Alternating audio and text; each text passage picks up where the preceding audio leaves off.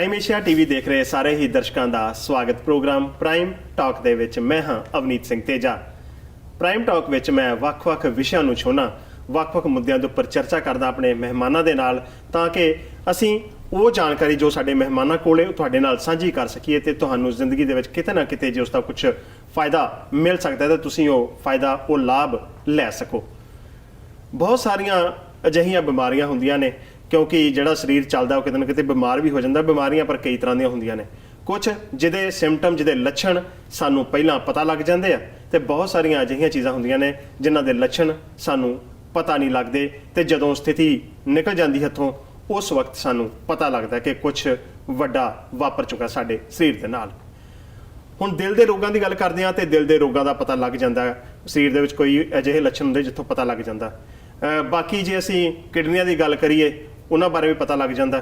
ਪਰ ਇੱਕ ਅੰਗ ਅਜਿਹਾ ਹੈ ਜਿਸ ਨੂੰ ਕਿਹਾ ਜਾਂਦਾ ਕਿ ਬਿਲਕੁਲ ਖਾਮੋਸ਼ ਰਹਿੰਦਾ ਤੇ ਆਪਣੀ ਆਵਾਜ਼ ਉਦੋਂ ਕਰਦਾ ਜਦੋਂ ਕਾਫੀ ਕੁਝ ਸਰੀਰ ਵਿੱਚੋਂ ਵਿਗੜ ਚੁੱਕਾ ਹੁੰਦਾ।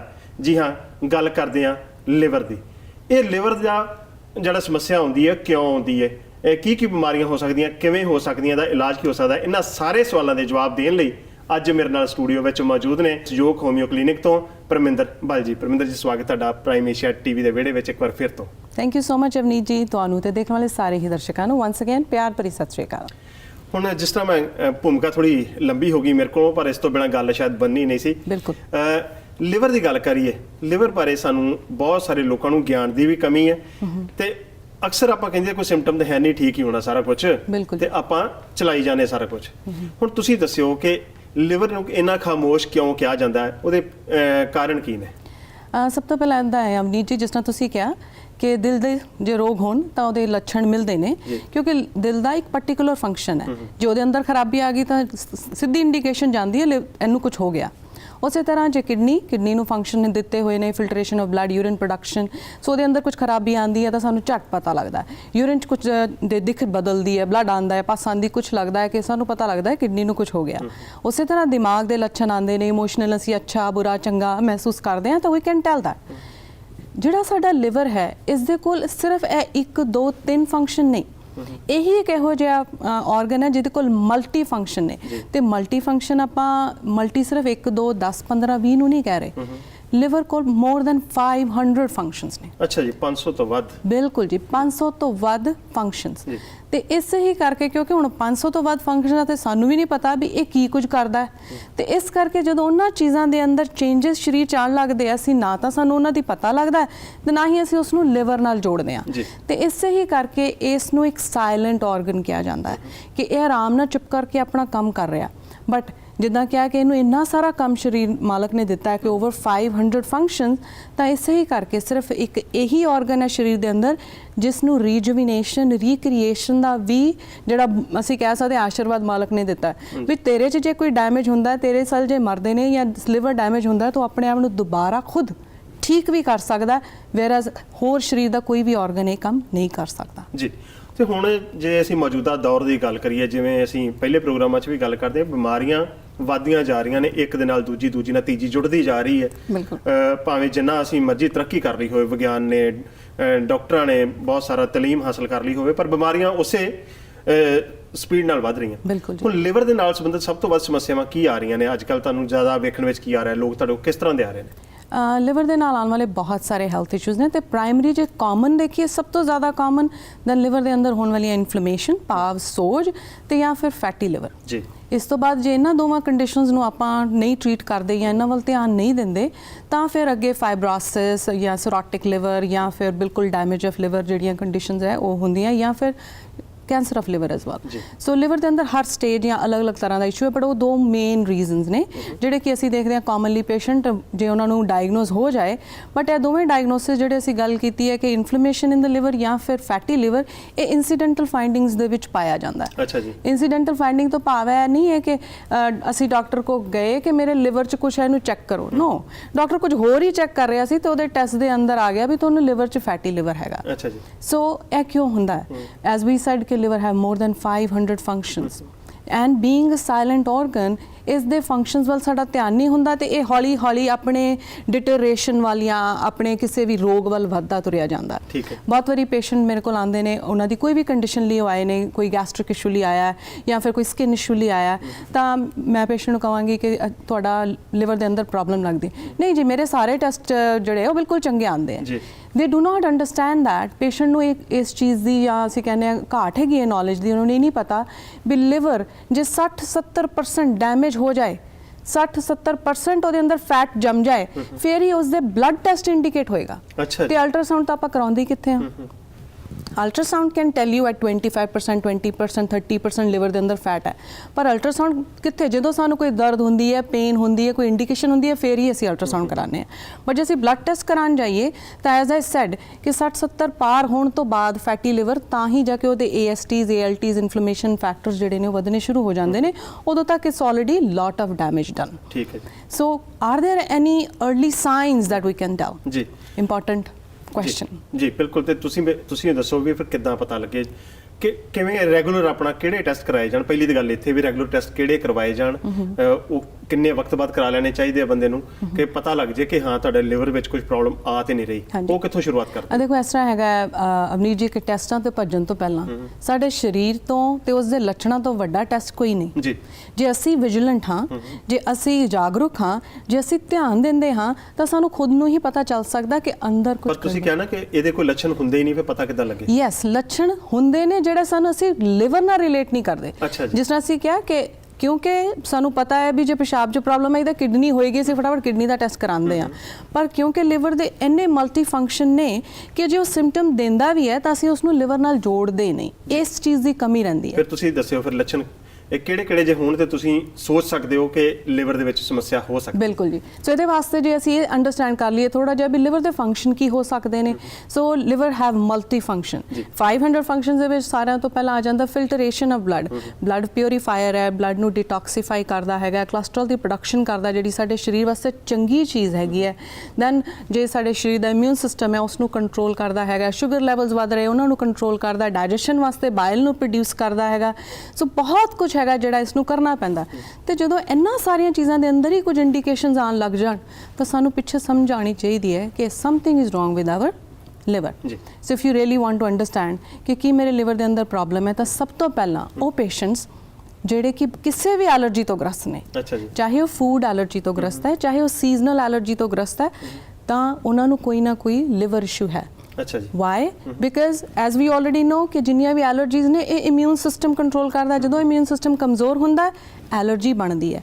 ਤੇ ਇਮਿਊਨ ਸਿਸਟਮ ਕੰਟਰੋਲ ਕੌਣ ਕਰਦਾ ਸਾਡੇ ਸਰੀਰ 'ਚ? ਸਾਡਾ ਲਿਵਰ। ਸੋ ਜੇ ਮੈਨੂੰ ਕੋਈ ਚੀਜ਼ ਰਿਐਕਟ ਕਰ ਰਹੀ ਹੈ, ਮੈਨੂੰ ਕੋਈ ਫੂਡ ਐਲਰਜੀ ਕਰ ਰਿਹਾ, ਮੈਨੂੰ ਹਵਾ 'ਚ ਕੋਈ ਚੀਜ਼ ਐਲਰਜੀ ਕਰ ਰਹੀ ਹੈ, ਮੇਰੀ ਚਮੜੀ ਤੇ ਕੋਈ ਐਲਰਜੀ ਹੈ, there is that my liver is something wrong, I should check that. ਫਿਰ ਆ ਜਾਂਦਾ ਹੈ ਕਿ ਬਹੁਤ ਕਾਮਨ ਹੈਗਾ ਸਾਡੀ ਡਾਈਜੈਸ਼ਨ ਕਿੱਦਾਂ। ਜਿਸ ਤਰ੍ਹਾਂ ਅਸੀਂ ਕਿਹਾ ਕਿ ਲਿਵਰ ਦੇ ਫੰਕਸ਼ਨਾਂ ਦੇ ਅੰਦਰ ਆ ਜਾਂਦਾ ਹੈ ਪ੍ਰਾਇਮਰੀ ਕਿ ਬਾਇਲ ਦੀ ਪ੍ਰੋਡਕਸ਼ਨ ਕਰਨਾ। ਬਾਇਲ ਕੀ ਹੈ? ਜਦੋਂ ਹੀ ਸਾਡੇ ਸਰੀਰ ਦੇ ਅੰਦਰ ਫੈਟੀ ਫੂਡ ਜਾਂਦਾ ਹੈ, ਤਲਿਆ ਫੂਡ ਜਾਂਦਾ ਹੈ, ਕੋਈ ਵੀ ਆਇਲ ਜਾਂਦਾ ਹੈ, ਉਸ ਨੂੰ ਪਚਾਉਣ ਲਈ ਲਿਵਰ ਨੂੰ ਇਹ ਬਾਇਲ ਗੋਲ ਬਲੈਡਰ ਰਾਹੀਂ ਸਰੀਰ ਨੂੰ ਦੇਣਾ ਪੈਂਦਾ। ਤੇ ਜਦੋਂ ਲਿਵਰ 'ਚ ਖਰਾਬੀ ਹੁੰਦੀ ਹੈ ਤਾਂ ਉਹ ਬਾਇਲ ਪ੍ਰੋਪਰ ਨਹੀਂ ਬਣਾਉਂਦਾ ਤੇ ਇਹ ਬਾਇਲ ਡਾਈਜੈਸ਼ਨ 'ਚ ਮਿਲਦਾ ਨਹੀਂ। ਮਰੀਜ਼ ਦਾ ਕਾਮਨ ਕਹਿਣਾ ਹੁੰਦਾ ਜਦੋਂ ਹੀ ਮੈਂ ਸਮੋਸਾ ਖਾਦਾ ਨਹੀਂ ਮੇਰਾ ਢਿੱਡ ਆਫਰ ਜਾਂਦਾ, ਜਾਂ ਫਿਰ ਮੈਨੂੰ ਖੱਟੇ ਡਕਾਰ ਆਉਣ ਲੱਗਦੇ ਆ, ਜਾਂ ਫਿਰ ਮੈਨੂੰ ਜਲਨ ਹੋਣ ਲੱਗਦੀ ਹੈ। So these are symptoms to understand there could be something wrong with my digestion। ਕਿਉਂ? ਕਿਉਂਕਿ ਮੈਨੂੰ ਸ਼ਾਇਦ ਪਿੱਛੇ ਬਾਇਲ ਨਹੀਂ ਆ ਰਿਹਾ। ਬਾਇਲ ਕਿਉਂ ਨਹੀਂ ਆ ਰਿਹਾ? ਹੋ ਸਕਦਾ ਲਿਵਰ ਨਹੀਂ ਦੇ ਰਿਹਾ, ਜਾਂ ਇਹ ਵੀ ਹੋ ਸਕਦਾ ਮੇਰੇ ਗੋਲ ਬਲੈਡਰ ਜਿਹਦੇ ਅੰਦਰ ਉਹ ਇਕੱਠਾ ਹੋ ਰਿਹਾ ਉਹਦੇ ਅੰਦਰ ਕੋਈ ਪੱਥਰੀ ਜਾਂ ਕੋਈ ਪ੍ਰੋਬਲਮ ਹੈ। So we need to understand that. Then it comes ਸਾਡੀ ਡਾਈਜੈਸ਼ਨ। ਜੇ ਅਸੀਂ ਫੂਡ ਨੂੰ ਡਾਈਜੈਸਟ ਕਰ ਲਿਆ, ਆਪਾਂ ਸਟੂਲ ਪਾਸ ਕਰਦੇ ਹਾਂ, ਈਜ਼ੀ ਨਾਲ ਸਟੂਲ ਪਾਸ ਹੁੰਦਾ, ਤੇ ਕਈਆਂ ਦੇ ਅੰਦਰ ਬਵਾਸੀਰ ਦੀ ਕੰਡੀਸ਼ਨ ਹੁੰਦੀ ਹੈ। ਸਾਡੇ ਸਰੀਰ ਦੇ ਅੰਦਰ ਜਦੋਂ ਬਲੱਡ ਸਰਕੂਲੇਟ ਹੁੰਦਾ ਹੈ ਤਾਂ ਲੋਅਰ ਪੈਲਵਿਕ ਏਰੀਆ ਜਿਹੜਾ ਕਿ ਸਾਡੀਆਂ ਅਸੀਂ ਕਹੀਏ ਪੂਰੇ ਸਰੀਰ 'ਚੋਂ ਹਾਰਟ ਪਿਊਰੀਫਾਈਡ ਬਲੱਡ ਪੂਰੇ ਬਾਡੀ ਨੂੰ ਦਿੰਦਾ ਹੈ, ਤੇ ਜਦੋਂ ਡੀਆਕਸੀਜਨੇਟਡ ਬਲੱਡ ਵਰਤਿਆ ਗਿਆ ਤਾਂ ਉਸ ਤੋਂ ਬਾਅਦ ਵਾਪਸ ਜਦੋਂ ਹਾਰਟ ਵੱਲ ਨੂੰ ਆਉਣਾ ਇਹ ਲਿਵਰ ਰਾਹੀਂ ਹੋ ਕੇ ਆਉਂਦਾ। ਸੋ ਉਹ ਮਰੀਜ਼ ਜਿਨ੍ਹਾਂ ਨੂੰ ਪੈਲਵਿਕ ਪ੍ਰੈਸ਼ਰ ਰਹਿੰਦਾ ਹੋਵੇ, ਉਹ ਫੀਮੇਲ ਜਿਨ੍ਹਾਂ ਨੇ ਬਹੁਤ ਮਲਟੀਪਲ ਬਰਥਸ ਦਿੱਤੇ ਨੇ, ਉਹਨਾਂ ਨੂੰ ਬਵਾਸੀਰ ਡਿਵੈਲਪ ਹੋ ਗਈ ਹੈ, ਉਹ ਮੇਲ ਜਿਨ੍ਹਾਂ ਨੂੰ ਬਹੁਤ ਕਬਜ਼ੀ ਰਹਿੰਦੀ ਹੈ ਉਹਨਾਂ ਨੂੰ ਬਵਾਸੀਰ ਡਿਵੈਲਪ ਹੋ ਗਈ ਹੈ, ਤਾਂ ਉਹ ਸੋਚਦੇ ਆ ਸ਼ਾਇਦ ਕਬਜ਼ੀ ਹੀ ਬਵਾਸੀਰ ਹੈ। ਅਸੀਂ ਆਪਣੇ ਕਨਸਟੀਪੇਸ਼ਨ ਵਾਲੇ ਐਪੀਸੋਡ 'ਚ ਵੀ ਡਿਸਕਸ ਕੀਤਾ ਸੀਗਾ that yes it can be because of constipation, the hemorrhoids, but primary reason ਇੱਕ ਹੋਰ ਲਿਵਰ ਵੀ ਹੈ। ਜੀ। ਜੇ ਸਾਡੇ ਅੰਦਰ ਬਵਾਸੀਰ ਹੈ, ਮੇਰੀਆਂ ਪੈਲਵਿਕ ਏਰੀਆ ਦੀਆਂ ਮਸਲਸ ਜਾਂ ਫਿਰ ਜਿਹੜੇ ਬਲੱਡ ਵੈਸਲਸ ਨੇ ਸੁੱਜੇ ਨੇ, ਜਾਂ ਫੀਮੇਲਸ ਦੀਆਂ ਲੱਤਾਂ ਦੀਆਂ ਜਿਹੜੀਆਂ ਨੀਲੀਆਂ ਨਾੜੀਆਂ ਫੁੱਲੀਆਂ ਨੇ, ਇਹਦਾ ਮਤਲਬ ਹੈ ਜਿਹੜਾ ਰਿਵਰਸ ਬਲੱਡ ਆ ਰਿਹਾ ਹੈਗਾ ਲਿਵਰ ਵੱਲ ਨੂੰ, ਤੇ ਲਿਵਰ ਤੋਂ ਬਾਅਦ ਉਹਨੇ ਹਾਰਟ 'ਚ ਜਾਣਾ ਹੈ, ਲਿਵਰ 'ਚ ਕਿਤੇ obstruction ਹੈ, ਲਿਵਰ 'ਚ ਕਿਤੇ ਗੰਕ ਹੈ, ਲਿਵਰ ਫਿਲਟਰ ਨਹੀਂ ਕਰ ਪਾ ਰਿਹਾ, ਇਸ ਕਰਕੇ ਮੇਰਾ ਉਹ ਬੈਕਲੌਕ ਹੋ ਰਿਹਾ ਤੇ ਮੇਰੀਆਂ ਸਾਰੀਆਂ ਦੀਆਂ ਸਾਰੀਆਂ ਨਾੜਾਂ ਜਿਹੜੀਆਂ ਉਹ ਫੁੱਲ ਰਹੀਆਂ। ਜੀ, ਇਹ ਤੇ ਸੀ ਜੀ ਲਿਵਰ ਦੇ ਜਿਹੜੇ ਖਰਾਬ ਹੋਣ ਦੇ ਲੱਛਣ ਜਿਹੜੇ ਆ ਮੋਟੇ ਤੌਰ ਤੇ ਦੱਸਿਆ ਬੜੇ ਡਿਟੇਲ ਦੇ ਵਿੱਚ ਪਰਮਿੰਦਰ ਹੋਣਾ ਨੇ। ਪਰ ਇਹਨਾਂ ਇਲਾਜ ਕਿਵੇਂ ਹੋਵੇ, ਕੀ ਉਹ ਆਯੁਰਵੇਦ ਨਾਲ ਹੋਵੇਗਾ, ਹੋਮਿਓਪੈਥੀ ਨਾਲ ਹੋਵੇਗਾ, ਐਲੋਪੈਥੀ ਨਾਲ ਹੋਵੇਗਾ, ਇਲਾਜ ਕਿੱਥੇ ਕਿੱਥੇ ਸੰਭਵ ਹੈ, ਇਹਦੇ ਬਾਰੇ ਗੱਲ ਕਰਾਂਗੇ। ਪਰ ਵੇਲਾ ਹੋ ਗਿਆ ਇੱਕ ਬ੍ਰੇਕ ਦਾ, ਮਿਲਦੇ ਹਾਂ ਬ੍ਰੇਕ ਤੋਂ ਬਾਅਦ।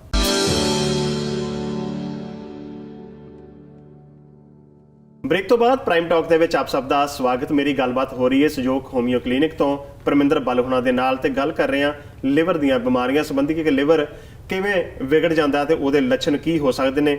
ਲੱਛਣਾਂ ਦੀ ਗੱਲ ਕਰ ਰਹੇ ਸੀ। ਹੁਣ ਇੱਕ ਤੇ ਲੱਛਣ ਤੁਸੀਂ ਇਸ ਤਰ੍ਹਾਂ ਦੱਸਤਾ ਕਿ ਚਲੋ ਤੁਸੀਂ ਟੈਸਟ ਕਰਾਏ, ਪਤਾ ਲੱਗ ਗਿਆ ਵੀ ਤੁਹਾਡੇ ਲਿਵਰ ਨੂੰ ਕੋਈ ਪ੍ਰੋਬਲਮ ਹੈ। ਬਾਕੀ ਤੁਸੀਂ ਜਿਹੜੀਆਂ ਚੀਜ਼ਾਂ ਦੱਸੀਆਂ, ਹੋਰ ਕੀ ਕੀ ਕਾਰਨ ਹੋ ਸਕਦੇ ਆ ਜਿਹਨੂੰ ਸਮਝਿਆ ਜਾ ਸਕਦਾ ਹੈ ਕਿ ਹਾਂ ਲਿਵਰ 'ਚ ਕਿਤੇ ਨਾ ਕਿਤੇ ਗੜਬੜ ਹੈ।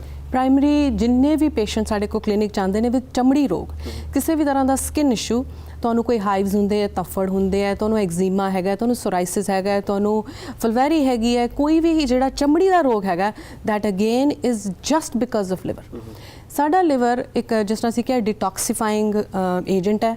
ਇਹਨੂੰ ਆਪਾਂ ਬਾਡੀ ਦਾ ਕੈਮੀਕਲ ਫੈਕਟਰੀ ਵੀ ਕਹਿ ਸਕਦੇ ਹਾਂ ਕਿ ਜਦੋਂ ਸਰੀਰ ਦੇ ਅੰਦਰ ਬਹੁਤ ਸਾਰੇ ਪੋਲੂਟੈਂਟਸ ਜਾਂ ਕੈਮੀਕਲਸ ਜ਼ਿਆਦਾ ਵੱਧ ਜਾਂਦੇ ਨੇ ਤੇ ਲਿਵਰ ਕਹਿੰਦਾ 500 ਕੰਮਾਂ ਤੋਂ ਇਲਾਵਾ ਇਹ ਮੇਰੇ ਕੋਲ 10 ਕੰਮ ਹੋਰ ਆ ਗਏ ਤੇ ਮੈਨੂੰ ਆਪਣੇ 500 ਛੱਡਣੇ ਪੈ ਰਹੇ ਨੇ, ਜਾਂ ਮੇਰੇ ਕੋਲ ਹੁਣ ਹੱਦ ਹੋ ਗਈ, ਕਿਉਂਕਿ ਉਹ continue exposure of those toxins continue ਚੱਲ ਰਿਹਾ ਤਾਂ ਲਿਵਰ ਫਿਰ ਸਰੀਰ ਦੇ ਸਭ ਤੋਂ ਵੱਡੇ ਆਰਗਨ, ਜਿਸ ਨੂੰ ਕਿ ਸਕਿਨ ਕਿਹਾ ਜਾਂਦਾ ਹੈ, because skin is the largest integumentary organ. Integumentary ਤੋਂ ਭਾਵ ਹੈਗਾ ਸਫਾਈ ਕਰਨ ਵਾਲਾ। ਆਪਾਂ ਦੇਖਦੇ ਹਾਂ ਪਸੀਨੇ ਰਾਹੀਂ ਸਾਡੇ ਟੌਕਸਿਨਸ ਰਿਲੀਜ਼ ਹੁੰਦੇ ਨੇ, ਰਾਈਟ। ਉਸੇ ਹੀ ਤਰ੍ਹਾਂ ਲਿਵਰ ਫਿਰ ਇਸ ਤੋਂ ਮਦਦ ਮੰਗਦਾ ਹੈ ਕਿ ਪਲੀਜ਼ ਮੈਂ ਤੈਨੂੰ ਯੂਜ਼ ਕਰਨਾ ਚਾਹੁੰਦਾ ਆਪਣੇ ਟੌਕਸਿਨਸ ਬਾਹਰ ਕੱਢਣ ਲਈ। ਸੋ ਜਦੋਂ ਲਿਵਰ ਇਹ ਟੌਕਸਿਨਸ ਚਮੜੀ ਤੇ ਰਿਲੀਜ਼ ਕਰਦਾ ਐਂਡ ਦੇ ਆਰ ਟੌਕਸਿਨਸ, ਇਸੇ ਹੀ ਕਰਕੇ ਜਦੋਂ ਚਮੜੀ ਤੇ ਆ ਕੇ ਟੱਚ ਕਰਦੇ ਨੇ, ਪਸੀਨੇ ਰਾਹੀਂ ਬਾਹਰ ਆਉਂਦੇ ਨੇ, ਤਾਂ ਉਹ ਜ਼ਖਮ, ਛਾਲੇ, ਰੈਸ਼, ਤਫੜ ਐਂਡ ਵਟਐਵਰ ਵੀ ਸੀ ਕਮਸ ਇਨ। ਸੋ ਇਸ ਕਰਕੇ ਹਰ ਤਰ੍ਹਾਂ ਦਾ ਚਮੜੀ ਰੋਗ, ਮੇਰੇ ਕੋਲ ਕੋਈ ਵੀ ਪੇਸ਼ੈਂਟ ਜਦੋਂ ਸਕਿਨ ਇਸ਼ੂਜ਼ ਦੇ ਆਉਂਦੇ ਨੇ ਤਾਂ ਮੈਂ ਉਹਨੂੰ ਕਲੀਅਰਲੀ ਇੰਡੀਕੇਟ ਕਰਦੀ ਹਾਂ ਕਿ ਤੁਹਾਡੇ ਲਿਵਰ ਦੇ ਅੰਦਰ ਕੁਛ ਨਾ ਕੁਛ ਪ੍ਰੋਬਲਮ ਚੱਲ ਰਹੀ ਹੈ। That could B anything. ਬੜੀ ਵਾਰੀ ਇਹ ਸਵਾਲ ਆਉਂਦਾ ਹੈ ਕਿ ਜੀ ਬੱਚਾ ਤਾਂ ਜੰਮਿਆ ਹੀ ਸਕਿਨ ਇਸ਼ੂ ਨਾਲ ਹੈ, ਹੁਣ ਉਸਦੇ ਜੰਮਦੇ ਬੱਚੇ ਦੇ ਲਿਵਰ ਨੂੰ ਕੀ ਹੋ ਗਿਆ? ਬਿਕਾਜ਼ ਇਟਸ ਨਾਟ ਓਨਲੀ ਕਿ ਚਾਈਲਡ ਬਰਥ ਦੇ ਅੰਦਰ ਐਗਜ਼ੀਮਾ ਹੋਇਆ ਤੇ ਬੱਚੇ ਦੇ ਲਿਵਰ 'ਚ ਕਸੂਰ, ਕਿਉਂਕਿ ਬੱਚੇ ਨੇ ਤਾਂ ਨਾ ਕੁਝ ਖਾਧਾ ਹੈ ਨਾ ਉਹਨੂੰ ਟੌਕਸਿਨ, ਬਟ ਮਾਂ ਨੇ ਕੀ ਖਾਧਾ ਸੀ ਡਿਊਰਿੰਗ ਪ੍ਰੈਗਨੈਂਸੀ, ਮਾਂ ਦੀ ਖੁਰਾਕ ਕਿੱਦਾਂ ਦੀ ਸੀ, ਮਾਂ ਦੀ ਪ੍ਰਿਸਕ੍ਰਿਪਸ਼ਨ ਹਿਸਟਰੀ ਦੀ ਕਿਸ ਤਰ੍ਹਾਂ ਦੀ ਸੀ। ਕਈ ਵਾਰੀ ਮਾਵਾਂ IVF ਕਰਾਉਂਦੀਆਂ, ਬਹੁਤ ਸਾਰੇ ਹਾਰਮੋਨਸ ਲੈਂਦੀਆਂ, ਟੀਕੇ ਲਗਾਉਂਦੀਆਂ, ਕਈਆਂ ਨੂੰ ਇਨਸੂਲਿਨ ਦੀ ਪ੍ਰੋਬਲਮ ਹੁੰਦੀ ਹੈ, ਸ਼ੂਗਰ ਹੁੰਦੀ ਵਧੀ ਉਹਨਾਂ ਦੀ, ਜਾਂ ਫਿਰ ਉਹਨਾਂ ਦੇ ਥਾਇਰੋਇਡ ਦੇ ਇਸ਼ੂਜ਼ ਹੁੰਦੇ ਨੇ, ਥਾਇਰੋਇਡ ਦੀਆਂ ਦਵਾਈਆਂ ਲੈ ਰਹੀਆਂ ਨੇ। ਸੋ ਇਹ ਸਾਰੀਆਂ ਦਵਾਈਆਂ ਮਾਂ ਦੇ ਰਾਹੀਂ, ਨਾੜੂ ਰਾਹੀਂ ਪਾਸ ਹੋ ਕੇ ਬੱਚੇ ਦੇ ਲਿਵਰ ਨੂੰ ਅਫੈਕਟ ਕਰਦੀਆਂ।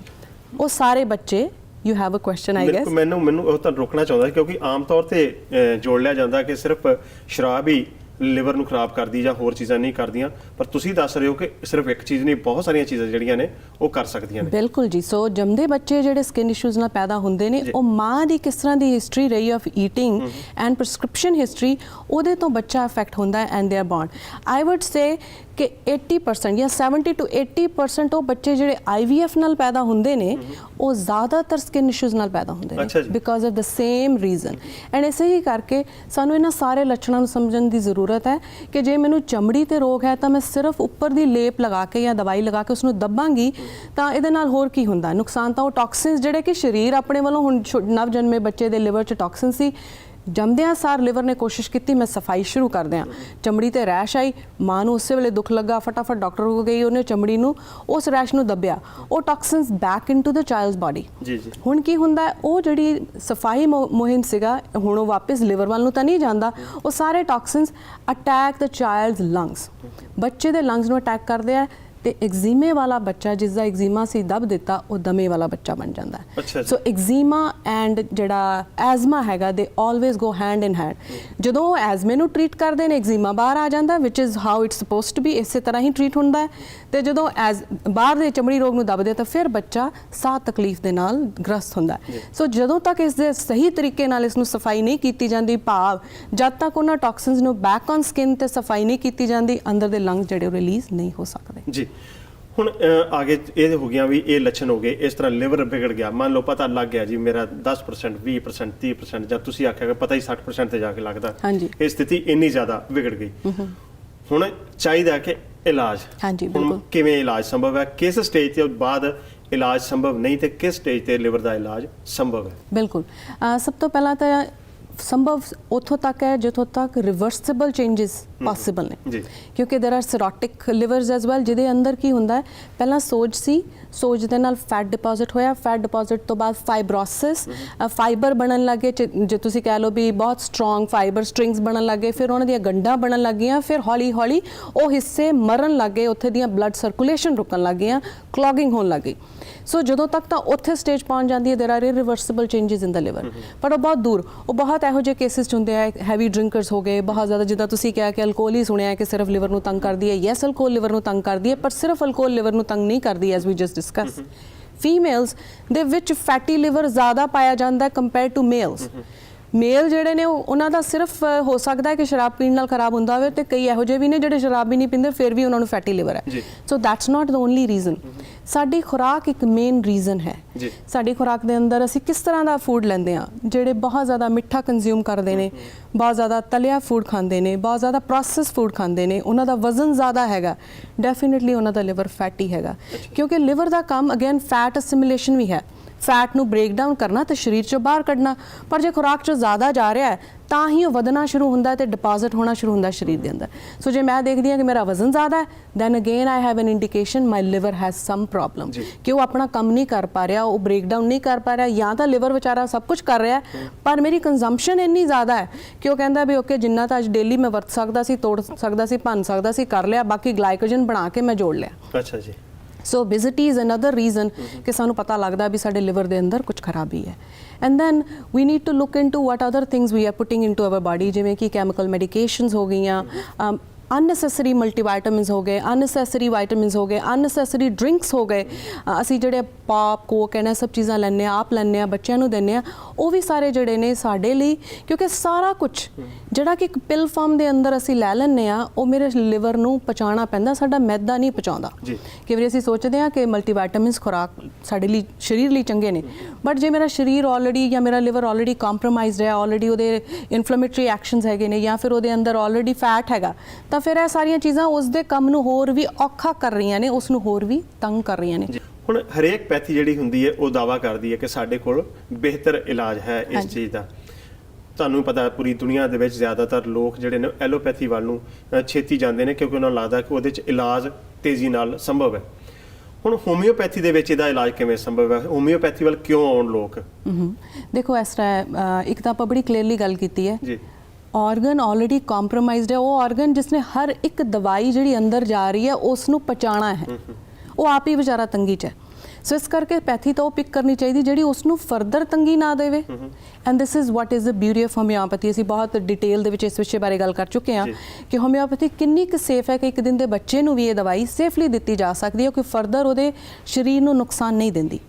ਸੈਕਿੰਡ ਹੈਗਾ ਕਿ ਅਸੀਂ ਇਹ ਨਹੀਂ ਕਹਿੰਦੇ ਕਿ ਵੀ ਆਰ ਅਬਵ ਆਲ ਦ ਪੈਥੀਜ਼, ਇਹੋ ਜਿਹੀ ਤਾਂ ਹਰ ਪੈਥੀ ਆਪਣੇ ਆਪ ਦੇ ਅੰਦਰ ਕਿਸੇ ਨਾ ਕਿਸੇ ਐਂਗਲ ਤੋਂ ਅਧੂਰੀ ਹੁੰਦੀ ਹੈ, ਤੇ ਇਹ ਪੈਥੀਆਂ ਇੱਕ ਦੂਸਰੇ ਨਾਲ ਮਿਲ ਕੇ ਹੀ ਸਾਨੂੰ ਜਾਂ ਸਾਡੇ ਸਰੀਰ ਨੂੰ ਰੋਗ ਕਰ ਸਕਦੀਆਂ ਨੇ। ਬਹੁਤ ਵੱਡਾ ਜਿਹੜਾ ਯੋਗਦਾਨ ਐਲੋਪੈਥੀ ਦਾ ਹੈ, ਜਿਸ ਦੀ ਆਪਣੀ ਜਗ੍ਹਾ ਵੀ ਹੈ, ਉਸੇ ਤਰ੍ਹਾਂ ਅਸੀਂ ਆਯੁਰਵੈਦਾ ਕਹੀਏ, and I would say parallelly is homeopathy. Homeopathy skin issues ਹੋ ਗਏ, ਇਸ ਤਰ੍ਹਾਂ ਦੀਆਂ ਲਿਵਰ ਇਸ਼ੂਜ਼ ਹੋ ਗਏ, ਫੈਟੀ ਲਿਵਰ ਹੋ ਗਿਆ, ਫੈਟੀ ਲਿਵਰ ਦੇ ਅੰਦਰ ਕਨਵੈਨਸ਼ਨਲ ਸਿਸਟਮ ਦੇ ਅੰਦਰ ਐਲੋਪੈਥੀ ਦੇ ਵਿੱਚ ਬਹੁਤ ਘੱਟ ਟ੍ਰੀਟਮੈਂਟ ਜਿਹੜੇ ਨੇ ਉਪਲਬਧ ਨਹੀਂ ਜਾਂ ਦਿੱਤੇ ਜਾਂਦੇ ਨੇ, whereas in homeopathy with clear instructions of ਕੀ ਖਾਣਾ ਚਾਹੀਦਾ ਹੈ, ਕੀ ਨਹੀਂ ਖਾਣਾ ਚਾਹੀਦਾ, ਉਹ ਸਭ ਚੀਜ਼ਾਂ ਦਾ ਖਿਆਲ ਰੱਖਦੇ ਹੋਏ ਇਸ ਤਰ੍ਹਾਂ ਦੀਆਂ ਮਾਈਨਿਊਟ ਡੋਜ਼ਿਸ ਦਿੱਤੀਆਂ ਜਾਂਦੀਆਂ ਜਿਹੜੀਆਂ ਕਿ ਨਾਲ ਦਾ ਨਾਲ ਲਿਵਰ ਨੂੰ ਸਫਾਈ ਦਿੰਦੀਆਂ ਨੇ, ਲਿਵਰ ਦੇ ਵਿੱਚ ਜੰਮੇ ਹੋਏ ਗੰਕ ਨੂੰ, ਫੈਟ ਨੂੰ, ਟੌਕਸਿਨਸ ਨੂੰ ਕਲੀਨ ਕਰਦੀਆਂ ਨੇ, ਤੇ ਲਿਵਰ ਨੂੰ ਫਿਰ ਉਹ 500 ਫੰਕਸ਼ਨ ਜਿਹੜੇ ਨੇ ਉਹਨਾਂ ਨੂੰ ਕਰਨ ਵਾਸਤੇ 9/9 ਕਰ ਸਕਦੀਆਂ ਨੇ। ਅੱਛਾ, ਇੱਕ ਆਪਣੇ ਭਾਈਚਾਰੇ ਦੇ ਵਿੱਚ, ਖਾਸ ਕਰਕੇ ਪੰਜਾਬੀ ਭਾਈਚਾਰੇ ਦੇ ਵਿੱਚ ਅਕਸਰ ਇਹ ਹੁੰਦਾ ਕਿ ਫੈਟੀ ਲੀਵਰ ਥੋੜਾ ਬਹੁਤ ਉਹਦੀ ਪਰਵਾਹ ਕੋਈ ਵੀ ਨਹੀਂ ਕਰਦਾ। ਵੀ ਇਹਨਾਂ ਦੇ ਕਿਉਂ ਖਾਣ ਪੀਣ ਵਾਲੇ ਬੰਦੇ ਆ, ਹਨਾ, ਘਿਓ ਖਾਂਦੇ ਆ, ਅਸੀਂ ਜ਼ਿਆਦਾ ਖਾਂਦੇ ਆ, ਤਾਂ ਕਰਕੇ ਥੋੜਾ ਬਹੁਤ ਹੋ ਜਾਂਦਾ, ਇਸ ਕਰਕੇ ਪਰਵਾਹ ਨਹੀਂ ਕਰਦੇ। ਇਹ ਕਿੰਨਾ ਕੁ ਸਹੀ ਹੈ ਸੋਚਣਾ ਕਿ ਜੇ ਇੱਥੋਂ ਤੱਕ ਹੈਗਾ ਫਿਰ ਕੋਈ ਗੱਲ ਨਹੀਂ? ਨੋ, ਅੱਜ ਕੱਲ੍ਹ ਕਾਫੀ ਸਾਰਾ ਜਾਗਰੂਕਤਾ ਆ ਚੁੱਕੀ ਹੈ, ਬਟ ਆਈ ਵੁੱਡ ਸੇ ਕਿ ਫੈਟੀ ਲਿਵਰ ਹੈ ਕਿ ਜੇ ਸਮਝ ਲਈਏ ਕਿ ਸਾਡੇ ਲਿਵਰ ਦੇ ਅੰਦਰ, ਲਿਵਰ ਨੂੰ ਸਮਝ ਲਈਏ ਕਿ ਇੱਕ ਪੌਣੀ ਹੈ, ਚਾਹ ਵਾਲੀ ਪੌਣੀ, ਤੇ ਉਹਦਾ ਕੰਮ ਹੈ ਫਿਲਟਰੇਸ਼ਨ। ਹੁਣ ਉਹ ਚਾਹ ਵਾਲੀ ਪੌਣੀ ਦੇ ਅੰਦਰ ਜਦੋਂ ਅਸੀਂ ਚਾਹ ਪੁਣਦੇ ਹਾਂ ਉਹਦੇ ਵਿੱਚ ਪੱਤੀ ਇਕੱਠੀ ਹੋ ਜਾਂਦੀ ਹੈ। ਪੱਤੀ ਨੂੰ ਜਦ ਤੱਕ ਅਸੀਂ ਸਿੱਟਦੇ ਨਹੀਂ ਅਗਲਾ ਕੱਪ ਅਸੀਂ ਪੁਣ ਨਹੀਂ ਸਕਦੇ, ਠੀਕ ਹੈ ਜੀ। ਹੁਣ ਉਹ ਪੱਤੀ ਇਕੱਠੀ ਹੋ ਰਹੀ ਹੈ ਤੁਹਾਡੇ ਲਿਵਰ ਦੇ ਅੰਦਰ, ਆਹਿਸਤਾ ਆਹਿਸਤਾ ਉਹ ਫੈਟ ਜਿਹੜੀ ਦੀ ਤੁਸੀਂ ਗੱਲ ਕੀਤੀ ਹੈ, ਸੋ ਫਿਲਟਰੇਸ਼ਨ ਨਹੀਂ ਕਰੇਗਾ, ਵਿਚ ਮੀਨਸ ਤੁਹਾਡੇ ਸਰੀਰ 'ਚ ਟੌਕਸਿਨਸ ਪੈਦਾ ਹੋਣਗੇ। ਤਾਂ ਕੱਲਾ ਲਿਵਰ ਹੀ ਰੋਗੀ ਨਹੀਂ ਹੋ ਰਿਹਾ, ਇਸ ਦਾ ਜਿਹਦਾ ਕੰਮ ਹੈ ਪੂਰੇ ਸਰੀਰ ਦੀ ਸਫਾਈ ਕਰਨਾ, ਉਹ ਪੂਰੇ ਸਰੀਰ 'ਚ ਫਿਰ ਗੰਦ ਫੈਲਾਏਗਾ, ਜਿਸ ਨਾਲ cholesterol, diabetes and kidney issues and heart issues and much more, like ਸਾਰੇ ਡਿਜ਼ੀਜ਼ਸ ਇੱਥੋਂ ਹੀ ਸ਼ੁਰੂ ਹੁੰਦੇ ਨੇ। ਹੁਣ ਟੈਸਟ ਕਿਹੜੇ ਮੈਂ ਜ਼ਰੂਰੀ, ਕਿਉਂਕਿ ਇਹ ਬਹੁਤ ਅਹਿਮ ਹਿੱਸਾ ਹੈ ਇਸ ਚੀਜ਼ ਦਾ, ਇਸ ਗੱਲਬਾਤ ਦਾ।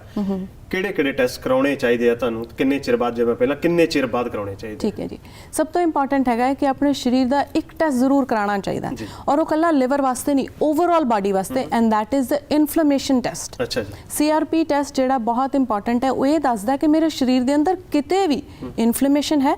ਇਨਫਲੇਮੇਸ਼ਨ ਭਾਵ ਰੋਗ, ਕੋਈ ਵੀ ਰੋਗ ਜਦੋਂ ਤੁਸੀਂ ਸੁਣਦੇ ਹੋ ਨਾ, ਟੌਂਸਲ ਸੁੱਜ ਗਏ, ਟੌਂਸਲਾਈਟਿਸ, ਪੇਟ 'ਚ ਸੁੱਜ ਗਿਆ ਤਾਂ ਕੋਲਾਈਟਿਸ, ਜਾਂ ਗੈਸਟ੍ਰਿਕ ਸੁੱਜ ਗਿਆ ਤਾਂ ਗੈਸਟਰਾਈਟਿਸ, ਕਿਸੇ ਵੀ ਜਗ੍ਹਾ ਦੇ ਪਿੱਛੇ ਰੋਗ ਜਗ੍ਹਾ ਦੇ ਨਾਲ ਆਈਟਸ ਲਾਇਆ ਜਾਂਦਾ।